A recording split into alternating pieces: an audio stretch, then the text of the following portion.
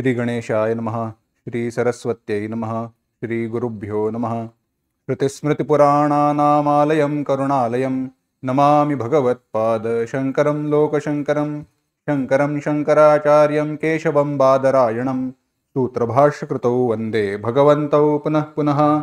ईश्वरो गुरुरात्मेति मूर्तिभेदविभागिने व्योमवद्व्याप्तदेहाय दक्षिणामूर्तये नमः।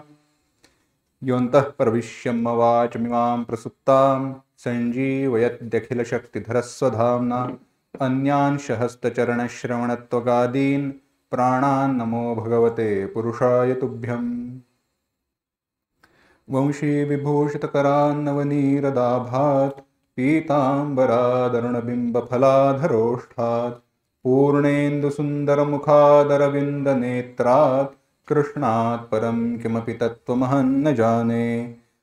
नमः परमहंसास्वाधितचरणकमलचिन्मकरन्दाय भक्तजनमानसनिवासाय श्रीरामचन्द्राय। वागीशायस्य वदने लक्ष्मीर्यस्य च वक्षसि यस्यास्ते हृदये संवित्तं नृसिंहमहं भजे। समचरणसरोजं सान्द्रनीलाम्बुदाभं जघननिहितपाणिं मण्डनं मण्डनानां तरुणतुलसीमालाकन्धरं कञ्जनेत्रं सदयधवलहासं विठ्ठलं चिन्तयामि। परब्रह्मिचा बोधप्रत्यक्षदावी जया चीटिका वाचिता ज्ञानदेवी अतिमूढते आणिले ब्रह्मभावा नमस्कार माझा तया ज्ञानदेवा। शुकासारिखे पूर्णवैराग्य ज्याचे वसिष्ठापरी ज्ञानयोगेश्वराचे कवी वाल्मिका सारिखा मान्यैसा नमस्कार माझा सद्गुरु रामदासा। जय जय रघुवीर समर्थ। नाम सदा बोलावे भावे गावे जनासी सांगावे हाची सुबोध गुरूंचा नामा परतेन सत्य मानावे। नामात रंगुनिया व्यवहारी सर्व भोग भोगावे हाची सुबोध गुरूंचा भोगा संगे कुठे न गुंतावे। लक्ष्मीनारायणाचे चरणी वंदन। तसेच अत्यंत श्रद्धेने भाविकतेने श्रवणासाठी आलेल्या सर्व श्रोत्यांच्या चरणी वंदन। प्रारंभ करण्यापूर्वी एकच सांगेन, वक्ता तो वक्ता नव्हे श्रोते आविण। प्रामाणिकपणे सांगायचं झालं तर ही प्रवचन ऐकण्याची वेळ नाही, कारण ही निद्रेची वेळ आहे। पण तरी सुद्धा स्वेच्छेने आनंदाने काहीतरी ऐकावं म्हणून तुम्ही इथे आलात, म्हणून आधी मी तुम्हाला नमस्कार करतो। कारण तुम्ही जर का इथे उपस्थित झाला नसतात तर मी एकटा आणि तो एकटाच आहे, त्याच्यासारखा दुसरा नाही। त्यामुळे मी इथे आणि तो इथे, ऐकायला कोणी नाही, मग काय करणार? आम्ही तरी बोलावं कोणापुढे ना? आम्हाला बोलण्याची संधी कधी मिळते? ज्यावेळेला तुमच्यासारखे श्रोते मिळतात त्यावेळेला बोलण्याची संधी मिळते आणि आनंदही निर्माण होतो।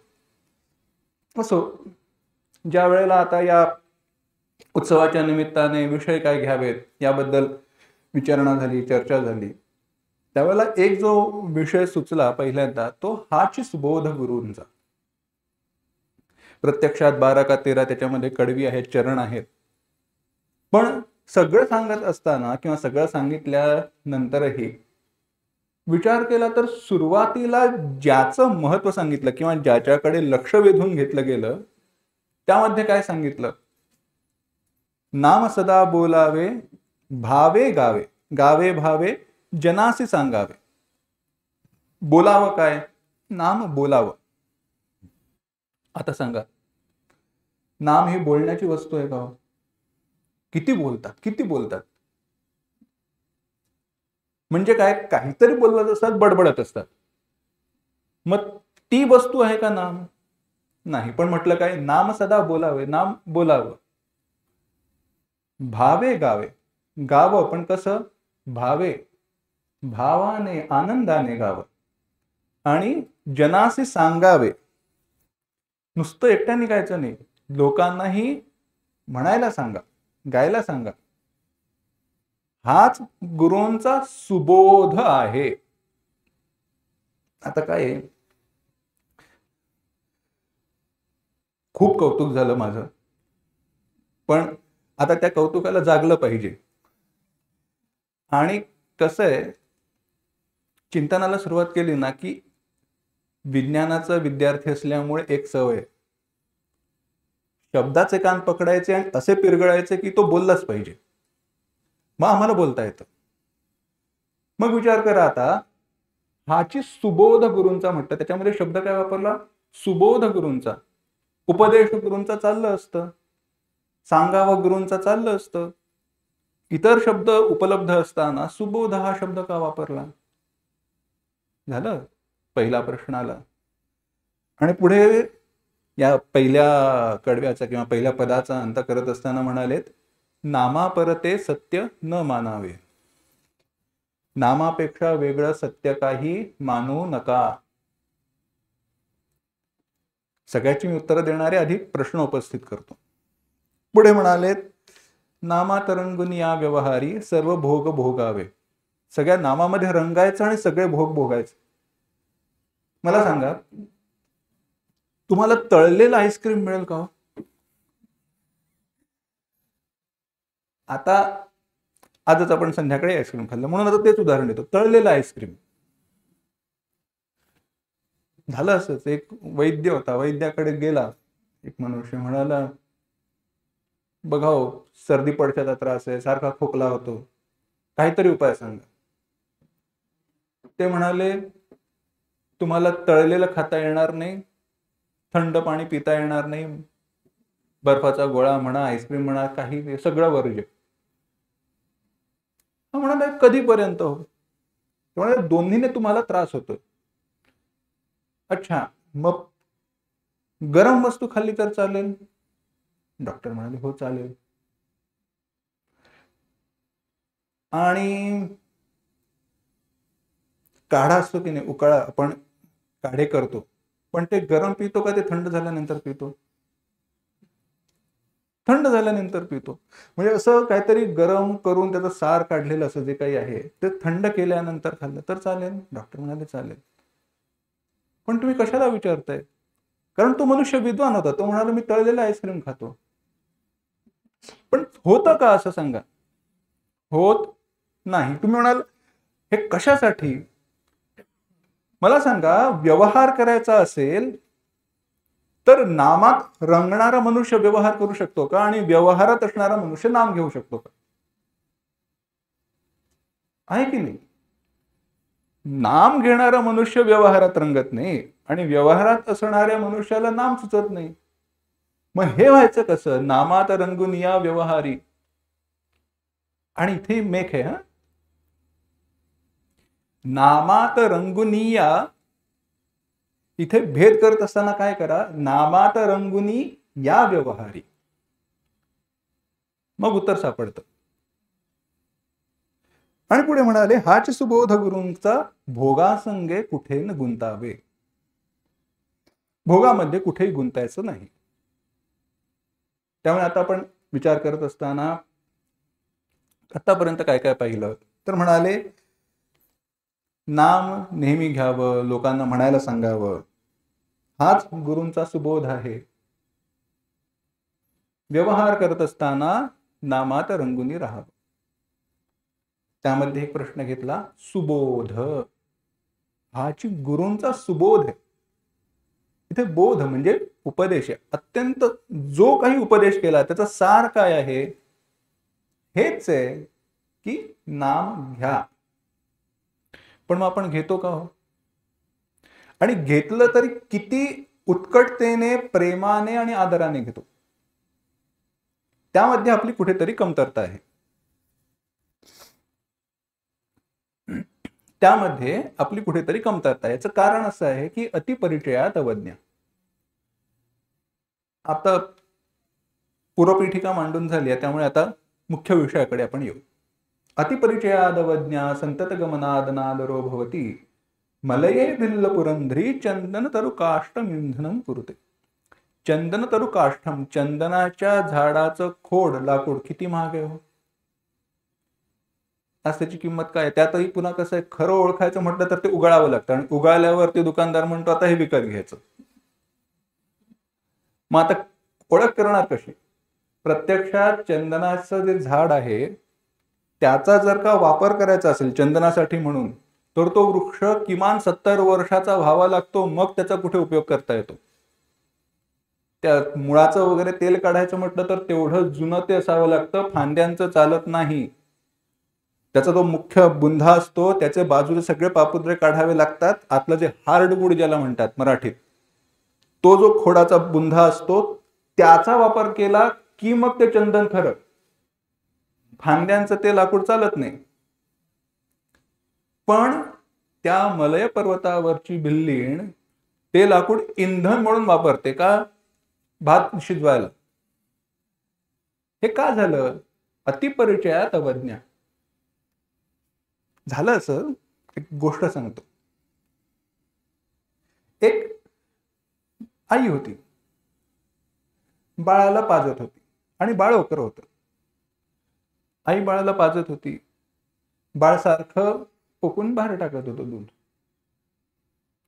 ते पाहून तिच्या ज्या मैत्रिणी होत्या ना, त्या म्हणाल्या, अगं हे ओकर बाळ आहे, तू त्याला कितीही पाजलंस तरी ते ओकून टाकताय, बाहेर टाकताय, तू असं का पाजतेस त्याला?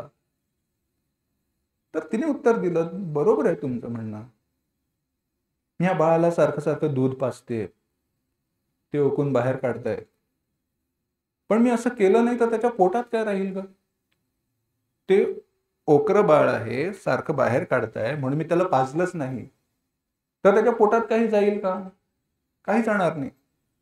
पण मी सारखं सारखं पाजल्याने ओकत जरी असलं तरी कुठला तरी अंश, काहीतरी भाग पोटाला चिकटून राहील ना, त्याने तरी त्याचं पोषण होईल आणि त्याने तो मोठा होईल. आंतू तरी लितईल. आतमध्ये त्याला तो एक थोडा लेप बसेल, थोडस काय ते दूध राहील पोटामध्ये, त्याने त्याचं पोषण होईल ना. तसंच भगवंतांना एक माहितीये, हा जो जीव आलाय ना तो संसारी आहे. असोनी संसारी जीव वेगू करे. हा संसारी जीव आहे, त्याला एकदा सांगून कळत नाही. म्हणून त्यांनी वेगवेगळ्या संतांच्या रूपाने जन्म घेऊन पुन्हा पुन्हा तेच सांगितलं. काय घ्या? नाम घ्या. हरिमुखे म्हणा, हरिमुखे म्हणा, पुण्याची गणना कोण करी. किंवा प्रभाते मनी राम चिंतित जावा, पुढे वैखरी राम आधी वदावा. नामावतारच आहेत गोंदवलेकर महाराज, म्हणजे ब्रह्मचैतन्य श्री गोंदवलेकर महाराज नामावतारच म्हणतात. मग असं असताना आपण तेवढ्या उत्कटतेने नाम का घेत नाही? याचं कारण असं झालं, कदाचित भगवंताला ह्याची कल्पना नसावी, किंवा असली तरी त्याला कल्पना, ह्याची आपल्याला कल्पना नसावी.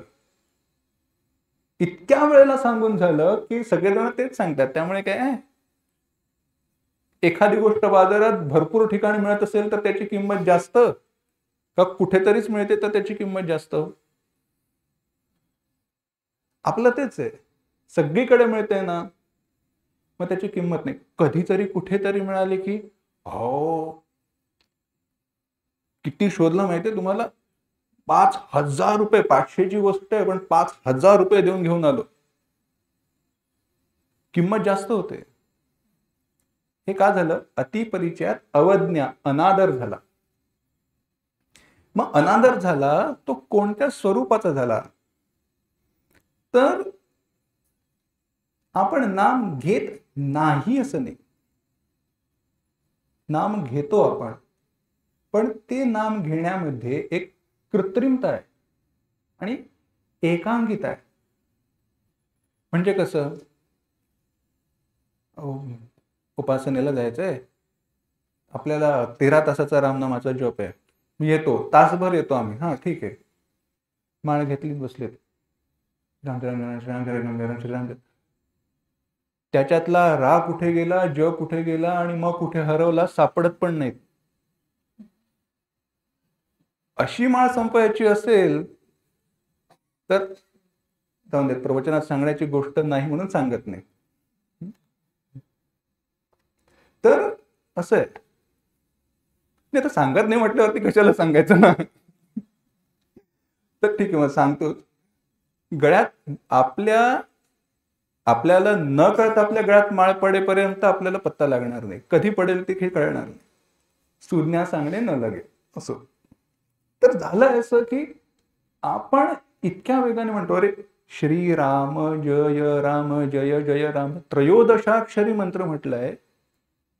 पण आता तुम्ही मोजून पहा, कारण हा अंगात ते व्याकरणाची आवड आहे ना, त्यामुळे ते सुटत नाही.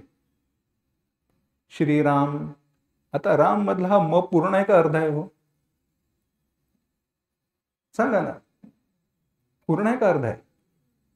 नक्की. मग म मधला म पूर्ण आहे का तो दीड झाला? आता मराठी भाषेचे संस्कार, त्यामुळे ते आपण पूर्ण म्हणतो, हा भाग वेगळा. पण एरवी आपण म्हणताना राम म्हणतो का राम म्हणायचं? जो राम म्हणत नाही तो राम म्हणतो, असं आहे. आता ह्या गोष्टी दुर्दैवाने सांगाव्या लागतात. ह्याचं कारण आहे अनादर. लक्षात घ्या. ठीक आहे, आता उच्चारण शास्त्राचा स्वतंत्र विचार आहे, ते संस्कृत मधलं कसं आहे, मराठीमध्ये कसा करावा, हा सगळा भाग स्वतंत्र आहे.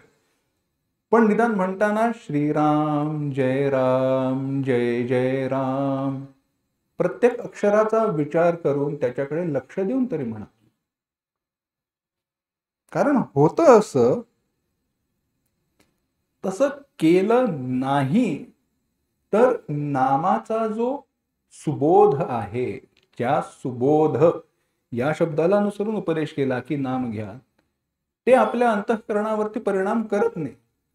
आपल्याला कितीदा लोक म्हणतात, कितीदा आपण ऐकतो, इतकी वर्ष नाम घेतोय काही झालं नाही. बरोबर आहे. इतकी वर्ष आम्ही जेवतोय काही झालं नाही. होतं का असं? आम्ही जन्मभर जेवतो, वाढतो ना, पण त्याच्याकडे आपण लक्ष देत नाही. कसं आहे, नामाचे परिणाम व्हायचे असतील तर त्याच्यासाठी पथ्यही पाळावं लागतं. जसं औषधाचा परिणाम व्हायचा असेल तर पथ्य पाळावं लागतं. याच्यातील पुढचा भाग, औषध देतात त्यावेळेला आपण विचारतो का हेच औषध का म्हणून? विचारत नाही. पण ज्या वेळेला औषध देतात त्यावेळेला सांगितलेलं पथ्य आपण पाळतो की नाही, विचारतो की नाही? ते नामाच्या बाबतीत होतं का? तर होत नाही. अनेक अशी कारण आहेत. सगळ्याचा विस्तार आजच्या सत्रामध्ये शक्य होणार नाही, परंतु काही विषयांना स्पर्श करून जातो. म्हणून आता परत आपल्या पहिल्या मुद्द्याकडे येतो. नाम सदा बोलावे, भावे गावे, जनासी सांगावे. सदा बोलावं म्हणालेत नाम. बोलावे हा शब्द का वापरला? नाम वदावे, सदा वदावे चाललं असतं, पण नाही.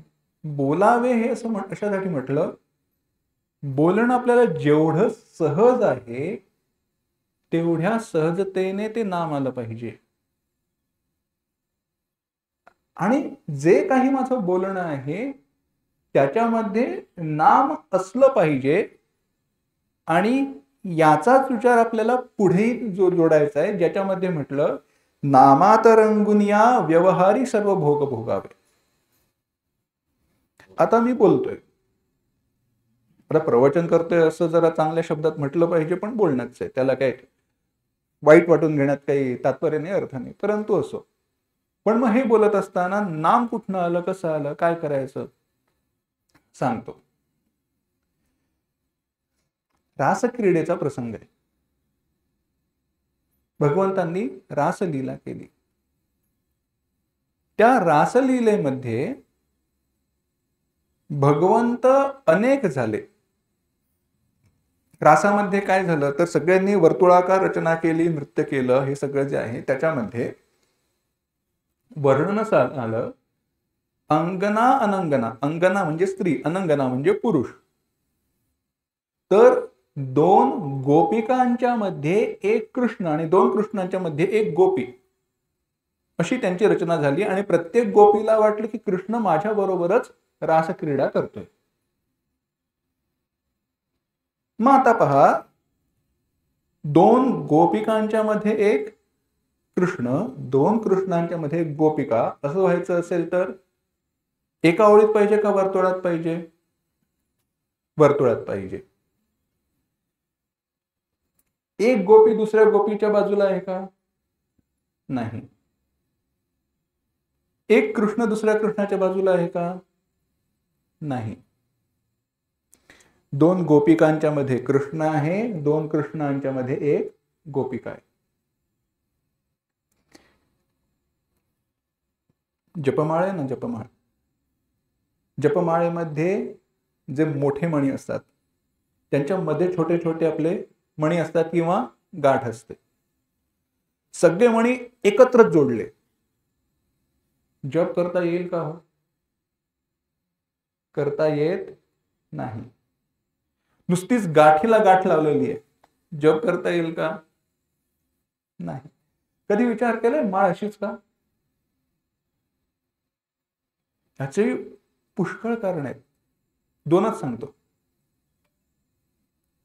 आता विचार करा, मी बोलत असताना किंवा आपण कोणाशी बोलत असताना दोन विचार असतात की नाही? या या या काय म्हणता, संपला विचार. काय म्हणता इथे म्हटल्यानंतर अंतःकरणात मागे कुठेतरी श्रीराम हे आलं पाहिजे. आलं? काय म्हणता? श्रीराम. मनात मोठ्याने म्हणू नका, ते म्हणतील हो आम्हाला आमचं नवीन नामकरण करता की काय. श्रीराम मनात म्हणा. होतं काय? तो परमात्मा, तो राम आपल्याला समोरच्या हृदयात दिसतो. नाम सदा बोलावे, बोलत असताना मागे अंतःकरणात कुठेतरी तो जप चालू राहिला की त्यामुळे बुद्धीचं स्थैर्य राहतं, विवेक जागृत राहतो आणि सुखदुःखाचे आपल्या अंतःकरणावरती परिणाम होत नाहीत. जे नंतर म्हणाले, नामात रंगुनी या व्यवहारी. ज्याच्या अंतःकरणात असं अखंड नाम चालू आहे त्याच्यासाठी अनुभवाला येणारे जे भोग आहेत, त्याच्या दोन अंतःकरणातील वृत्ती आहेत, जे विचार आहेत ना, त्या दोन विचारांच्या मध्ये नाम असल्यामुळे एका वृत्तीचा दुसऱ्या वृत्तीवरती परिणाम होत नाही. मला सांगा, तुमच्या आवडीचा चित्रपट म्हणा, सिरियल म्हणा, नाटक म्हणा, गाणं म्हणा, काही असू देत, चालू झालं. म्हणत अहो कोण गातायत हो, असे असे आहेत. त्यांनी पुढील ताण घेतली, कुठनं आलेत हो, असे ते गावात नाही, ह्या गावात आले. अहो कोणाकडे शिकलेत हो, या बुवांकडे शिकलेत. अहो कधीपासून गातायत? आता सांगा, त्यांच्या गाण्यामध्ये तुम्हाला रस येईल का? नाही येत. का नाही येत? कारण त्याचा आनंद घ्यायचा, त्याच्यामध्ये रंगून जायचं, तर मध्ये व्यवधाने व्यत्यय. आता याच्याच उलट करूया. भोगासंगे कुठे न गुंतावे, भोगामध्ये गुंतायचं नसेल तर त्याला मधनं चिमटे नावाचे काढायचे की झालं. भोगात अडकतं का? कारण आपण त्याला चिकटून बसतो. आपण नाम घेऊन आपले स्वतःला चिमटे काढले, जागा ठेवलं, तर त्याच्यामध्ये अडकू का? नाही. गाण्यामध्ये आपण रंगून जातो की नाही का? कारण असे शेजारी आपल्याला बसत नाहीत कोणी. तसे शेजारी बसले तर जसं नामात रंगता येत नाही, तसं अंतःकरणामध्ये जर आपल्या स्वतःलाच आपण नामाचे चिमटे काढले तर भोगात आपण रंगत नाही. मग कुठे रंगतो? नामात रंगुनिया व्यवहारी सर्व भोग भोगावे. हे असं आहे. अशा प्रकारे नामामध्ये रंगून व्यवहारातले जे सर्व काही भोग आहेत याच्यामध्ये राहायचं असतं. म्हणून म्हणाले नाम सदा बोलावे, भावे गावे, भावाने गा, आनंदाने गा, जनासे सांगावे, लोकांनाही सांगा म्हणायला, लोकांना घेऊन म्हणा. हाच सुबोध गुरूंचा, हाच गुरूंचा सुबोध आहे. नामा परते सत्य न मानावे, नामाच्या पलीकडे दुसरं काहीही सत्य मानू नका. आणि मग काय करा, नामात रंगून या व्यवहारी सर्व भोग भोगावे, हाच सुबोध गुरूंचा, भोगासंगे कुठे न गुंतावे. हा याचा सरळ अर्थ आहे, परंतु अजून काही आपले बरेच विषय बाकी आहेत. कारण आपण आक्षेप घेतला, अनादर झालाय ना आपल्या नामाचा आपल्याकडनं. मग का, कसं, कशामुळे? कारण एक आहे, असोनी संसारी, आपण संसारी आहोत. इंग्रजीमध्ये त्याचं विश्लेष करत असताना म्हणाले, the one who is somewhat sorry is संसारी. समव्हॉट सॉरी, संसारी. ज्याला आपलं काहीतरी चुकलंय, आपण सॉरीच आहोत, आपली व्यवस्था वाईट अवस्था चालली असं ज्याला सारखं वाटत असतो तो संसारी आहे. मग आता काय करा, आहेत संसारी झालो, मग काय करा? एक करायचं, सोपं सांगतो, हिमालयात जायचं. काय हो, पहिलीच्या परीक्षेला बिगरीलाच तुम्ही काय पीएचडीचे प्रश्न घालणार का? नाही चालत ना. तसं असतं. आता काय सगळ्यांनाच गोंदवलेकर महाराज होता येत नाही, श्रीधर स्वामी होता येत नाही, शंकराचार्य आचार्य होता येत नाही. आलं मनात, निर्माण झालं वैराग्य, तसं होत नाही. मग काय केलं? संतांनी व्यवस्था केली. म्हणून आता इथे हाची सुबोध गुरूंचा हे म्हणत असताना केवळ एकांचा नव्हे, सगळ्याच संतांनी हेच सांगितलं, नाम घ्या. मग आता विचार करा, आता थोडे आपल्याला विचार महत्वाचे पाहायचे. झालं असं सांगितलं, नाम घ्या. बरं, नामाने काय होईल? पुण्याची गणना कोण करी? पुण्याची गणना करू नका. नावाने मी पुण्याची गणना करणार नाही, नाम घेताना पुण्याची गणना करू नका. मग घ्यायचं कशाला? ते म्हणाले, काही नाही, तुला काय हवं रे संसारात, तुला काय हवं? तो म्हणाला, गाडी, बंगला, मुलाचं मुलीचं लग्न, नोकरी, शाळा, पैसे, हे सगळं कशाला हवं? अरे कशाला हवं म्हणजे काय? भगवंतात तुमच्या अंतःकरणात वैराग्य असेल, आमच्याकडे नाही. बरं, नाही तुझ्याकडे वैराग्य नाही, तो विषयामध्ये अडकलेला आहेस, तू पामर जीव आहेस, हे सगळं तुला माहिती आहे. मग असं असताना देखील तुला ह्या संसारातले भोग कशाला हवे? तो म्हणाला, भगवंता काय तुम्हीच सुखी राहायचं का, आम्ही सुखी राहायचं नाही? बरं, तुला सुखासाठी हवेत ना? हो. तुला नोकरी पाहिजे? हो. का? सुख आहे त्याच्यामध्ये. हे पाहिजे, पैसा पाहिजे? हो, सुख आहे. बरं, पण पैशासाठी नोकरी करणार म्हणजे बॉसचे, त्या वरच्या अधिकाऱ्याचे बोल खाणार, तो ओरडणार, मग तू घरी येऊन ओरडणार, आरडाओरडा करणार, मित्राकडे रडणार, म्हणजे हे दुःख आहे ना? भगवंता संसारात असं चालायचंच ना. अरे असं चालायचंच ना, म्हणून याच्यावरती काही उपाय बघशील? भगवंता नेहमीच्या दुखण्याला पण उपाय शोधतं का? हे जीवाचं बोल आहे. आणि आपण असंच म्हणतो, उत्तर समोर असताना देखील त्याचा आपण स्वीकार करत नाही त्याचा, कारण त्याच्यासाठी लागणारा पथ्यपाणी आपल्याला परवडत नाही. उपाय परवडतो पण पथ्य परवडत नाही. झालं. भगवंत म्हणाले, अरे माझा तो प्रश्नच नाहीये, मला असं विचारायचं, तुला सुख हवंय की नाही? हो भगवंत, मला सुखी राहायचंय. मग मी तुला असं सुख देतो जे कधी जाणारच नाही. भगवंत म्हणाले, भक्त म्हणाला, अरे खूपच चांगलं आहे भगवंता, काय करू त्याच्यासाठी? भगवंत म्हणाले, नाम घे. भगवंता एवढं मी नाम घेतो पण त्याने कधी होत नाही, का नाही झालं? भगवंत म्हणाले, अरे तू औषध घेतोयस, पण कसं घेतोयस तुला कळतंय का? तो म्हणाला, नाही. मग आता ऐक. त्यामुळे तुम्ही पण ऐका. तर म्हणाले की हरिमुखे म्हणा पुण्याची गणना कोण करी. याच्या आधी सांगितलं चारही मुक्ती त्याला मिळतात. चारही मुक्ती मिळतात. 4 प्रकारच्या मुक्ती कोणत्या आहेत? तर सामिप्य, सालोक्य, सारूप्य आणि सायुज्य. सामिप्य, भगवंताच्या आपण समीप जाऊन राहतो. सालोक्य, भगवंत ज्या लोकांमध्ये राहतात, मग वैकुंठ असेल, कैलास असेल, तिथे जाऊन आपण राहतो. सारूप्य, भगवंतांसारखं आपल्याला रूप मिळतं. आणि सायुज्य म्हणजे भगवत स्वरूपाला आपण प्राप्त होतो. हे सगळं झालं, ठीक आहे. पण आता ह्याच्यातला एक प्रश्न आहे. आता तो वेदांताचा भाग येतो. सामिप्य बरोबर आहे, सारूप्य बरोबर आहे, सालोक्य ठीक आहे. सायुज्य कसं?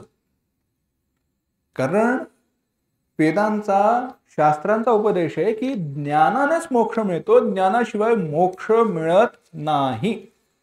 तमेव विदित्वा अतिमृत्युमेती नान्यः पंथा विद्यते यनाय. ज्ञानादेव तु कैवल्यम, ज्ञानानेच मोक्ष मिळतो. मग नामाचा आणि ज्ञानाचा संबंध जोडायचा कसा? भगवंत म्हणाले, त्याची काळजी मी करतो, तू करू नको. मग ते कसं आहे? तर आता लक्षात घ्या. मोक्ष म्हणजे काय? मोक्ष म्हणजे बाकी काही नाही. मुक्तिर्हित्वान्यथा रूपम स्वरूपेण व्यवस्थिती, भागवताने वर्णन केलं. मला सांगा, तुम्ही आजारी पडलात. आपण सगळेच आजारी पडतो. आजारी पडल्यानंतर आपल्याला काय करावं लागतं? झालंय, ताप आलाय, व्हायरल इन्फेक्शन झालंय. मग काय करावं लागतं की आपण बरे होतो? काही नाही. इन्फेक्शन दूर करावं लागतं की आपण जैसे थे होत की नाही?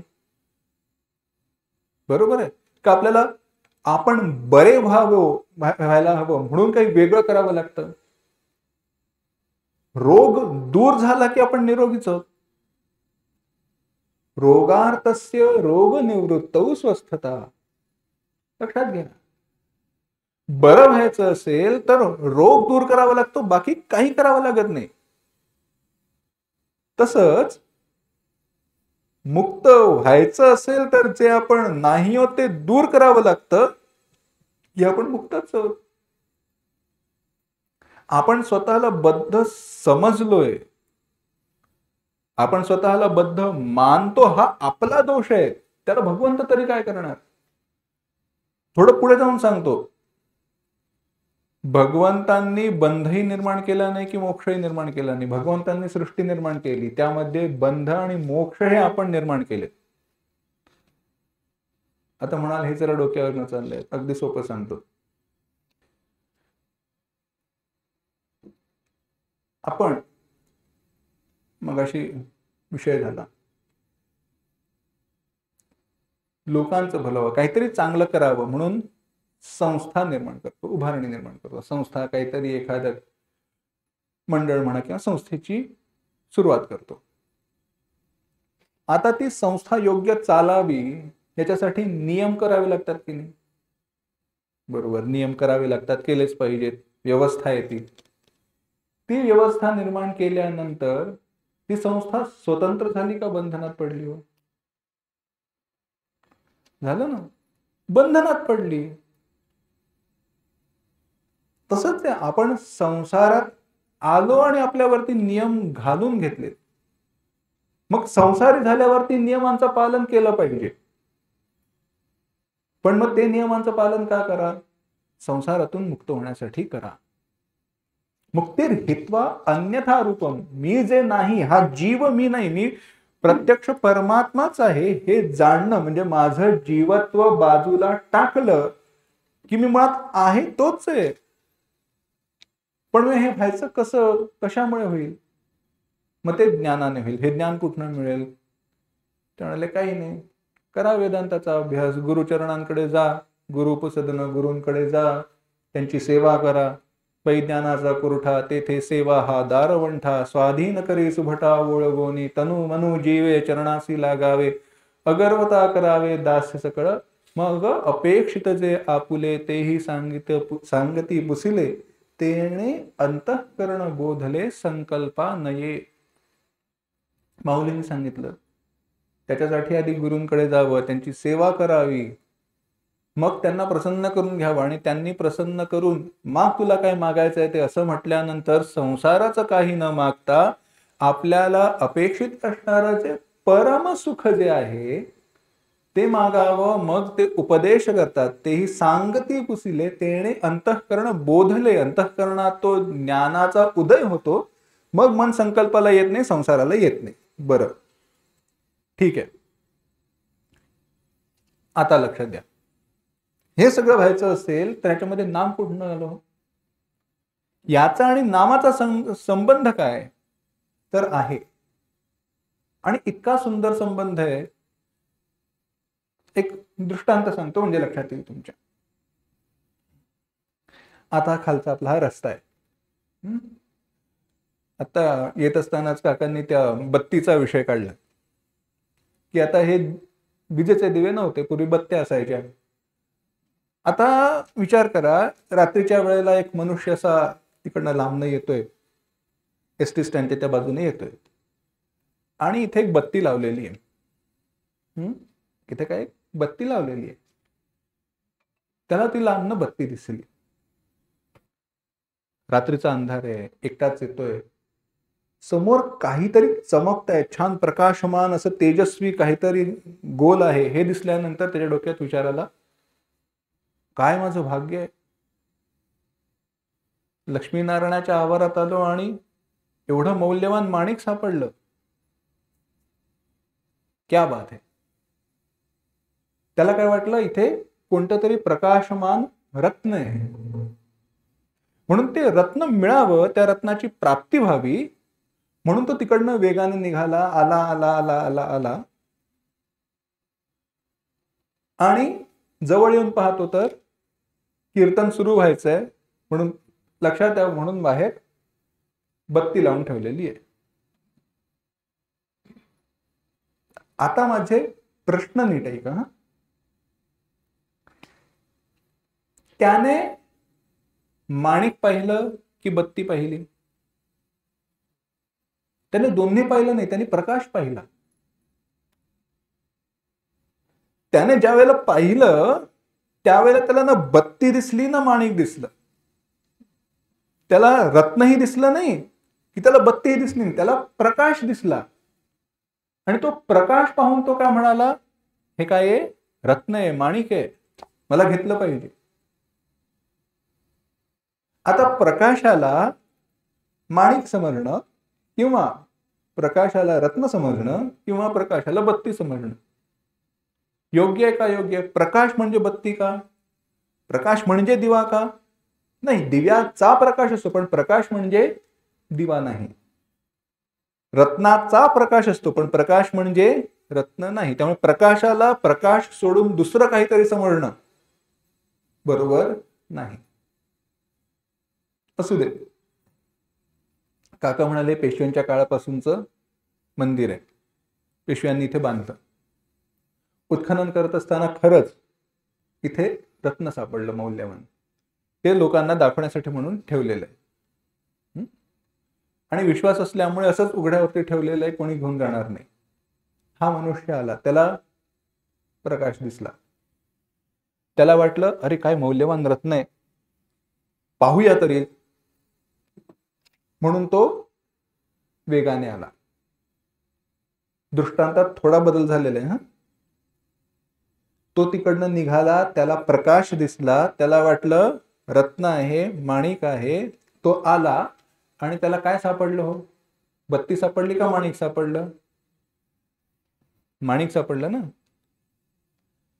आता सांगा, आधीचा मनुष्य आणि हा मनुष्य याच्यात भेद काय आहे? काही भेद नाही खरं तर.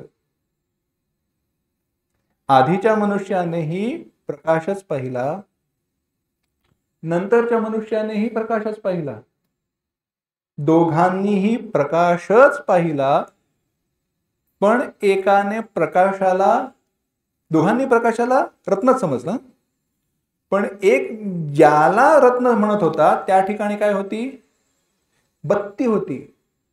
आणि दुसरा ज्याला रत्न म्हणत होता त्या ठिकाणी काय होतं? रत्नच होतं. तसंच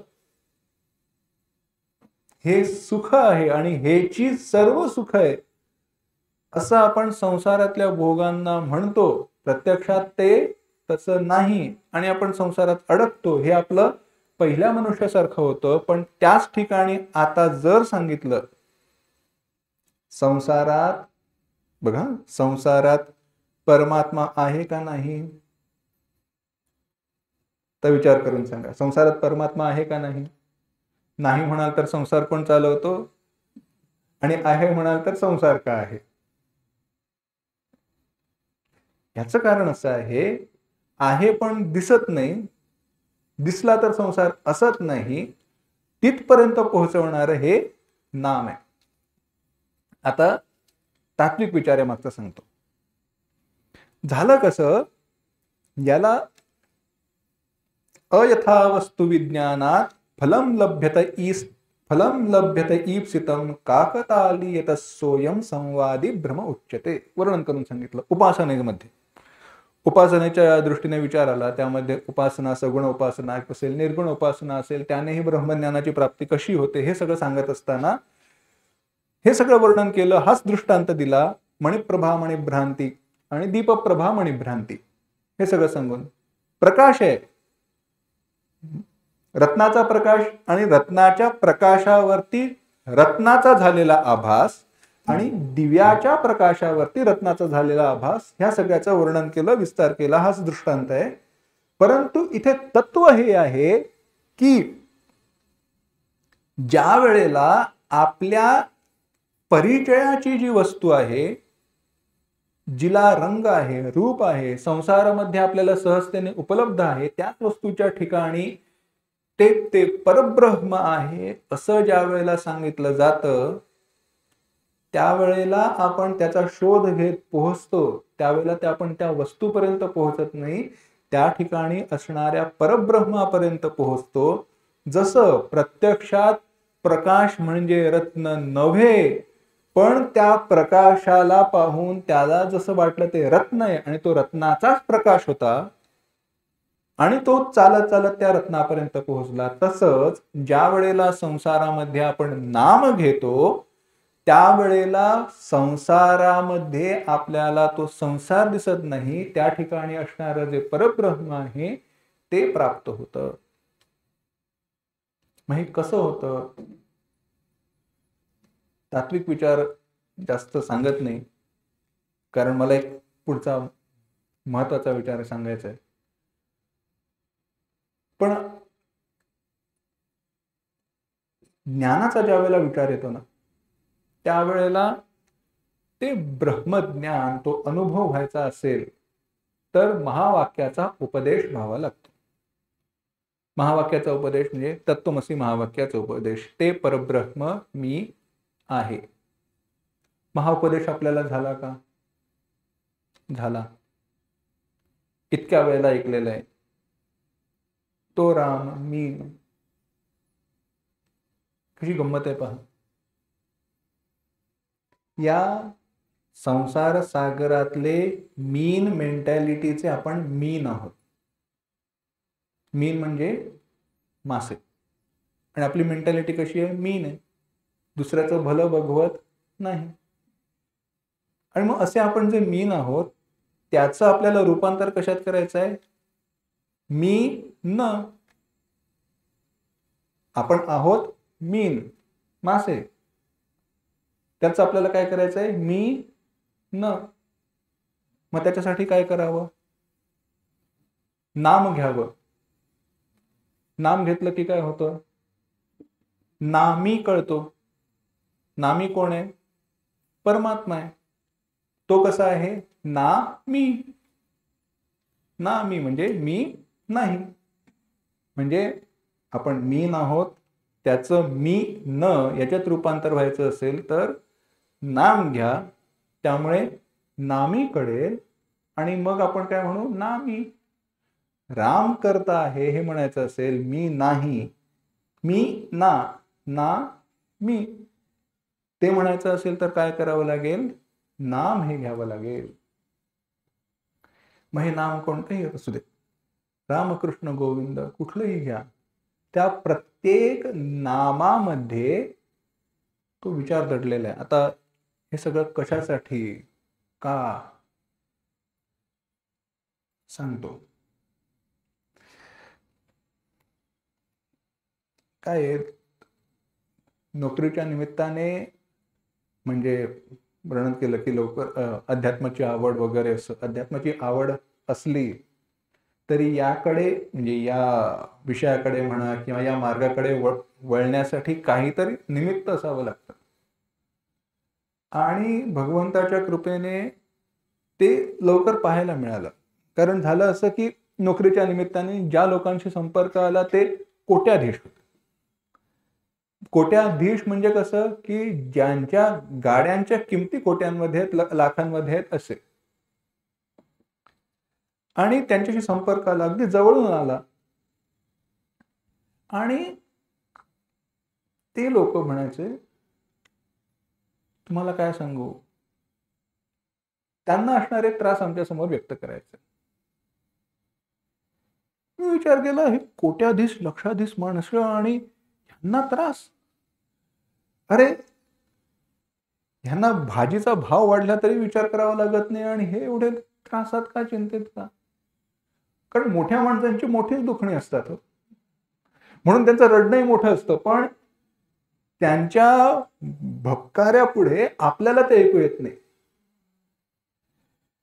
मोठ्या माणसांची दुखणी मोठीच असायची. कारण काय, आपले काय पैसे गेले, वाया गेले, चोरीला गेले, किती जायचे? 10, 20, 100, 1000, त्यांचे लाखांनी आणि कोट्यांमध्ये जाणार आहे ना. एखाद्या मोठ्या माणसाचं घड्याळ चोरीला गेलं, किती लाखांचं असेल? 50-60 हजार तर नक्की असेल. आपलं काय गेलं तर बाजूच्या दुकानात दुसरं पुन्हा घेऊ, आहे काय नाही काय. पण दोघांना होणारं दुःख सारखंच आहे. म्हणजे इतका संपत्तीचा संचय केल्यानंतर मला सांगा, जर का तेच असेल आणि त्यात एक जण होते, त्यांचं म्हणजे आपल्या गाड्या असतात ना, त्यांचं हे होतं म्हणजे व्यवसाय होता गाड्यांचाच. पण त्या साध्या गाड्या नाहीत, हा, इम्पोर्टेड गाड्या, सगळ्या परदेशातनं मागवलेल्या. आणि ते सांगताना म्हणाले, तर तुम्हाला माहिती नाही, मी त्यांना विचारलं एवढ्या चांगल्या गाड्या आणि गाड्यांच्या पाहण्याची, त्यांच्या मॉडेल्स कशी आहेत, काय असतात, त्याची आवड, म्हणून मग ते विचारलं, एवढ्या सगळ्या गाड्या असतात, कधी मुंबईत पटकन दिसत नाही, तुम्ही म्हणता एवढ्या गाड्या आहेत, तुम्ही व्यवसाय करताय, धंदा करताय आणि त्याच्यावरती तुम्ही एवढे मोठे श्रीमंत झालात म्हणजे भरपूर जण असणार ना घेणारे. ते म्हणाले, सर तुम्हाला माहिती नाही, ह्या गाड्या आहेत ना दिवसा बाहेर पडतच नाहीत, सगळ्या रात्री येतात. आणि तुमच्या गाडीची जेवढी किंमत तेवढं तुमचं स्टेटस. आणि सर तुम्हाला अजून सांगतो, लोक आमच्याकडनं भाड्याने गाड्या घेऊन जातात केवळ त्या पार्टीला जाण्यासाठी, त्या कार्यक्रमाला जाण्यासाठी. म्हटलं अच्छा असं पण असतं? हा सर आपको पता नाही है. म्हटलं दुखणी आणि दुःख भाड्यावर मिळत होती हे मला पहिल्यांदाच कळलं. अरे म्हटलं सर पण लिहिते, हा लिहितेस. मी विचार केला, एवढं हे सगळं करतात तरी मग दुःखी का? कारण तेच आहे, प्रकाशाला माणिक समजून, रत्न समजून हे वेगळ्याच मार्गाला धावत गेले. कारण ज्याचा आधार घ्यायला पाहिजे त्याचा त्यांनी आधार घेतला नाही. मग आता आपण मागे जो विचार केला की ते नाम घेतलं पाहिजे, मग तो नाम आधार कसा ठरतो? ते नाम आपल्याला त्या भगवंताकडे, भगवत स्वरूपाकडे कसं घेऊन जातं? हे नाम उपासनेचं साधन कसं होतं? आता गोंदवलेकर महाराजांचा मठ आहे, पण नाव काय? उपासना केंद्र, बरोबर आहे ना? उपासना म्हटलंय, नाम उपासना. म्हणजे उपासना म्हणजे काय? कधी विचार केला शब्दांचा? काय आहे, अनेक शब्द आपल्याला परिचयाने माहिती असतात, पण त्या शब्दांचा आपल्याला परिचय नसतो. अनेक शब्द आपल्याला परिचयाने माहिती असतात, पण त्या शब्दांचा आपल्याला परिचय नसतो. त्यातलाच हा एक शब्द आहे उपासना. उपासना म्हणजे काय? 2-4 व्याख्या केल्यास, त्याच्यातील एक सांगतो.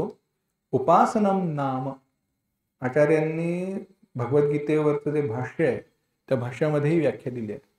ते म्हणतात, उपासनम नाम, उपासना म्हणजे यथाशास्त्रम उपास्यस्य अर्थस्य विषयीकरणेन. यथाशास्त्रम, जसं शास्त्राने सांगितलंय त्याप्रमाणे, माझ्या मनाला वाटेल तसं नव्हे. यथाशास्त्रम, शास्त्राने सांगितलंय त्याप्रमाणे. उपास्यस्य अर्थस्य, उपास्याचा जो अर्थ आहे, अर्थ म्हणजे विषय, तात्पर्य, किंवा आपल्या सोप्या भाषेत अर्थ एवढाच मर्यादित ठेवू. उपास्याचा जो अर्थ आहे त्याला विषयीकरणेनं, त्याला विषय करायचं म्हणजे त्याला समोर ठेवायचं. आणि नुसतं समोर ठेवायचं नाही, कसं ठेवायचं? सामिप्यम उपगम्य तैलधारावत समान प्रत्यय प्रवाहिण. त्याच्या जवळ जायचं. सामिप्यम उपगम्य, त्याच्या जवळ जाऊन बसायचं. आणि मग काय सांगितलं? तैलधारावत प्रत्यय प्रवाहेण, तैलधारावत समान, तेलाच्या धारेप्रमाणे, समान प्रमाणे, प्रत्यय प्रवाहेण दीर्घकालम यत आसनम तद उपासनम आचक्षते. दीर्घकाळ तसं बसणं म्हणजे काय? आता उलट येतो. दीर्घकाळ बसणं ही पहिली पायरी आहे. आणि हे दीर्घकाळ म्हणजे किती? दीर्घकाळ म्हणजे दीर्घकाळ. आता अजिबातच बसवत नाही असं झालं की ते दीर्घकाळाची ती सुरुवात आहे. मग ती आपल्यासाठी, एखाद्यासाठी 5 मिनिटं असेल, एखाद्यासाठी 5 तास असेल, प्रत्येकाच्या कुवतीप्रमाणे. आणि ह्यात मी मांडीला लागणारी रग म्हणत नाही. आता जे एवढ्या काकांची गप्पा मारल्या, काका म्हणाले आधी 3 तास जप करायचा, तरी सुद्धा मनात प्रश्न असणारा मनुष्य आता सलग 13 तास जप करतो. हे दीर्घकालाचं आहे उदाहरण. कुठेही मनामध्ये विक्षेप येऊ न देता, होईल की न होईल हा संशय मनात येऊ न देता तो जप करणं, असं हे दीर्घकाल आहे. पण हा दीर्घकाळ करायचा पण कसा करायचा? म्हणजे 1 तास जप, हा ठीक आहे येतो. 2 तास प्रयत्न करीन. 3 तास होत नाही. घरचे आठवण काढतात. घरचे आठवण काढतात का तुम्हाला घरची आठवण येते? महाराज म्हणतात, घरच्यांना वाटत असतं हा 3 तास काय दिवसभर बसला तरी चालेल, पण हा घरात नको. तसं नाही. दीर्घकाळ म्हणजे दीर्घकाळ. आता ते दीर्घकाळ प्रत्येकाच्या म्हटलं आपण व्यक्तिशः वेगवेगळं असू शकतं, पण नुसतं बसायचं नाहीये. काय करायचं आहे? आता आपला नामाचा विषय म्हणून नामाच्या अनुषंगाने सांगतो. सोपं घेऊ. श्रीराम जय राम जय जय राम. राम म्हटलं मग ते श्रीराम जय राम जय जय राम म्हणत असताना अंतःकरणात विचार कोणाचा पाहिजे, कसला पाहिजे? तर त्याच्यासाठी सांगितलं यथाशास्त्रम. शास्त्रांनी जसं रामाचं वर्णन केलंय तसं. श्रीराम म्हटल्यावरती टीव्ही सिरियल वरचा आठवू नये. कृष्ण म्हटल्यानंतर सर्वदमन बॅनर्जी आठवू नाहीये. कृष्ण म्हटल्यावरती कृष्णच आठवला पाहिजे. यथाशास्त्रम, जसं शास्त्राने वर्णन केलंय तसं. समचरण सरोजम सांद्रनीलांबुदाभं जगन्निहितपाणिं बंडनं बंडनानां तरुणतुलसीमाला कंधनं कंजनेत्रं सदय धवलहासं विठ्ठलं चिंतयामि. कसं आहे, कमरेवरती हात आहेत. हात कमरेवरतीच काय, घडी करून का नेतो, खालती का नेतो, कधी विचार केलाय? सगळ्या देवतांमध्ये ठीक आहे, भगवंतांनी चक्र हातात धरले म्हणून एक हात वरती एक हात खाली आहे. धनुष्य धारण केलंय म्हणून धनुष्य पकडून आहेत, हातामध्ये बाण घेऊन येत. काही ठिकाणी आपल्याला ते ध्यानस्थ मुद्रेमध्ये सापडतात, हात समोर आहेत. पण हे उभे राहिले ते कमरेवर हात ठेवून उभे राहिले का? एक म्हणाले काही नाही, कधीपर्यंत येतो रे म्हणून कमरेवरती हात ठेवून उभे राहिले. ते तसं नाहीये. आचार्यांनी वर्णन केलंय. ते म्हणाले कशासाठी कमरेवर हात ठेवले? ते म्हणाले संसाराचा सागर आहे, तू गटांगळ्या खातेस पण तुला कळत नाही.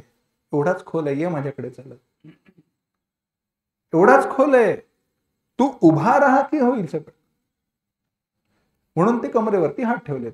असो, किंवा वागीशा यस्य वदने लक्ष्मीर्यस्य च वक्षसि यस्यास्ते हृदये संवित्तं नृसिंहमहं भजे. नृसिंहाचं वर्णन केलं, ज्याच्या मुखामध्ये वाणी सरस्वती आहे, हृदयामध्ये लक्ष्मी आहे, असं सगळं वर्णन केलं. त्याप्रमाणे म्हणजे तो नामजप करत असताना भगवंताचं जे वर्णन केलंय ते मनश्चक्षूंसमोर आणायचं आणि त्याच्या जवळ जाऊन बसायचं. आणि हे कसं पूर्वीच्या चित्रपटात मध्ये मध्ये दिसतंय, मध्ये मध्ये नाही, तसं नव्हे. तैलधारावर तेलाची धार आपण सोडतो आणि पाण्याची सोडतो. फरक काय आहे? पाणी संपत आलं की थेंब थेंब थेंब थेंब थेंब पडतं आणि थांबतं. मग आपण काय करतो, नळाला जरा मारून बघतो, मग त्याच्यात असलेलं उरलं सुरलं थोडं अजून खाली पडतं. पण तेलाच्या ह्याला तसं आहे का? तेलाची धार किंवा वितळवलेल्या तुपाची धार अखंड पडते, कधीही मध्ये थांबत नाही. तसं नाम घेत असताना त्या भगवंताचं रूप डोळ्यासमोर आणायचं, त्याच्या जवळ जाऊन बसायचं की ते नाम त्या नामी म्हणजे भगवंतापर्यंत आपल्याला घेऊन जातं. नाहीतर अगणित पुण्य देईल नाम.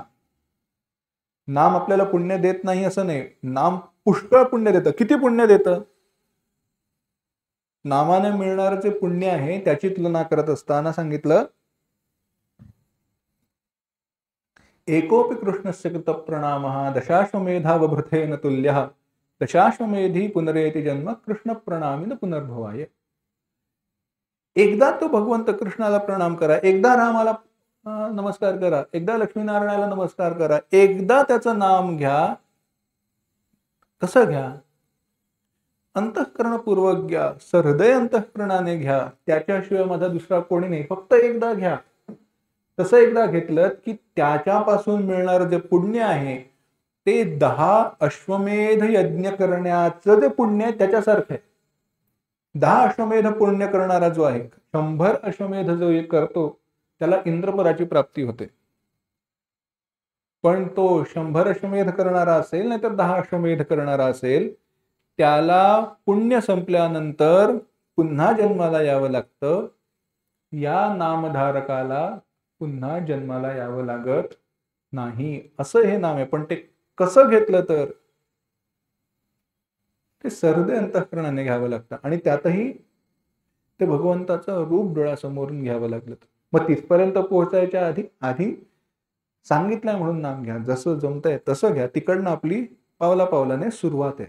म्हणून हरिमुखे म्हणा, हरिमुखे म्हणा, पुण्याची गणना कोण करे. आता तिकडे काय परिणाम होईल, कसं होईल, काय होईल याचा कधीही विचार करायचा नाही. नाम आधी घ्या, सुरुवात करा. ठीक आहे, पण आता सुरुवात केलीत ना, मग आता असं करा. आपण सुरुवात तर केली आहे, मग आता हे सगळं केलं पाहिजे. कारण किती वर्ष पहिलीचीच परीक्षा द्यायची हो? पैकीच्या पैकी मार्क मिळतात म्हणून काय दरवर्षी एकच परीक्षा द्यायची का? नाही चालत ना. पुढच्या परीक्षा द्याव्या लागतात.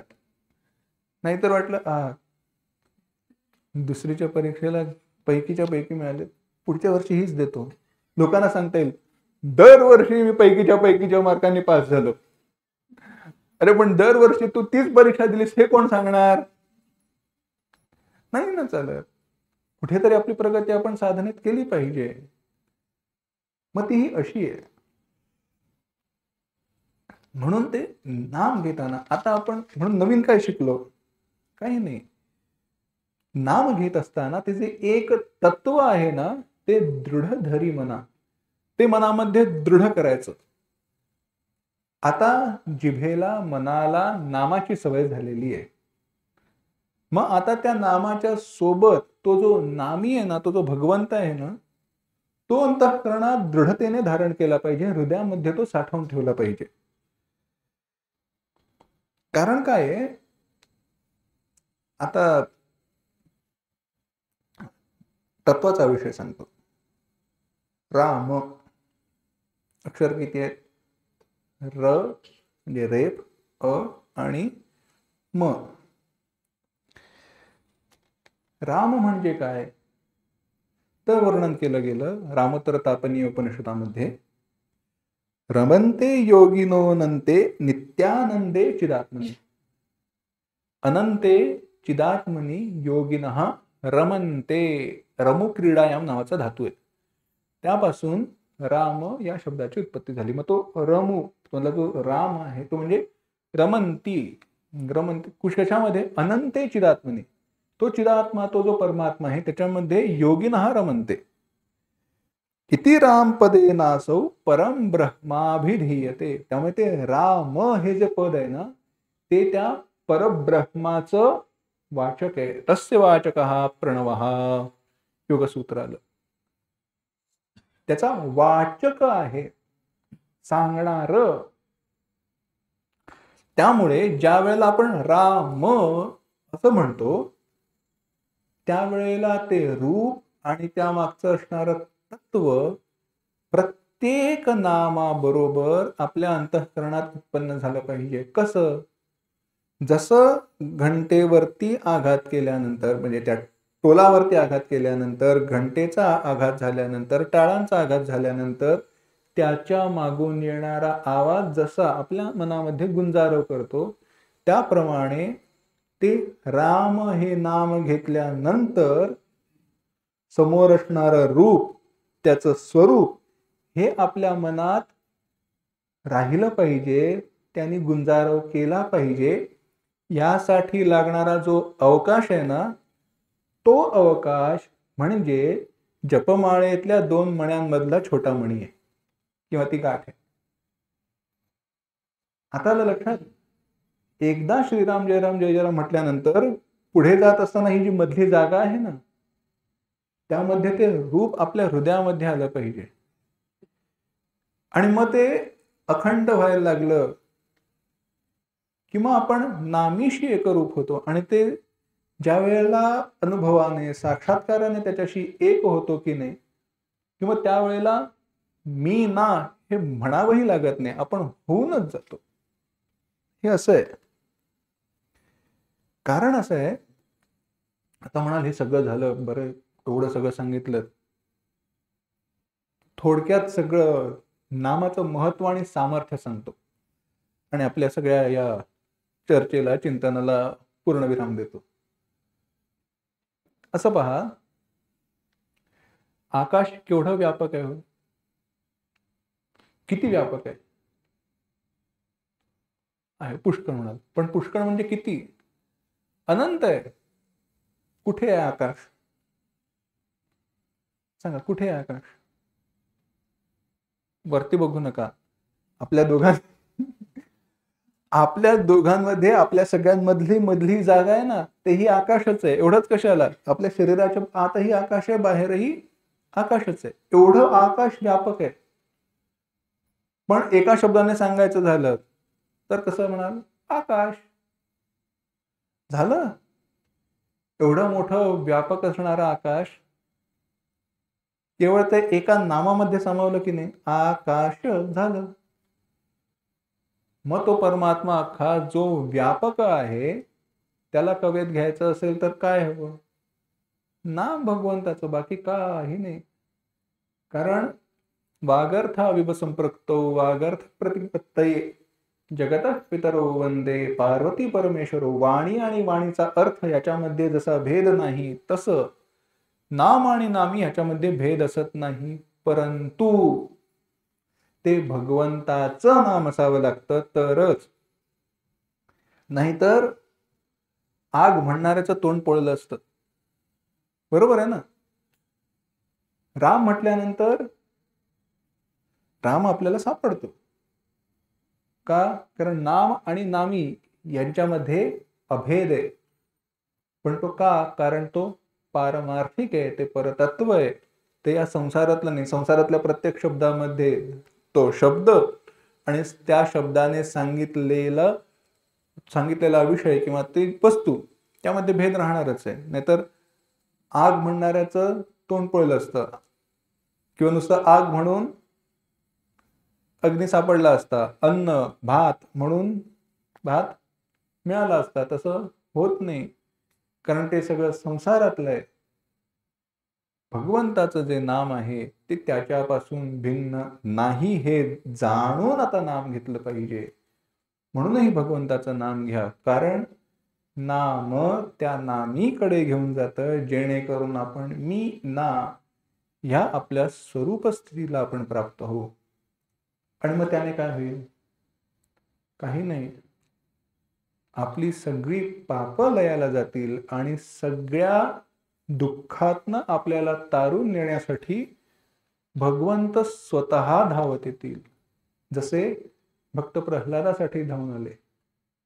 त्या भक्त प्रल्हादांचं चरित्र आपल्याला पाहायचंय, कारण नावानेच तरले हो. पण ते कसे तरले? भक्त प्रल्हाद नामाने कसे मुक्त झाले, याचा आपल्याला विचार करायचा आहे. पण तो आपण पुढील सत्रामध्ये, उद्याच्या प्रवचनामध्ये पाहणार आहोत. आज वाणीला इथेच पूर्णविराम देतो. पुंडलिक वरदे हरी विठ्ठल श्री ज्ञानदेव तुकाराम सद्गुरुनाथ महाराज की जय. जय जय रघुवीर समर्थ.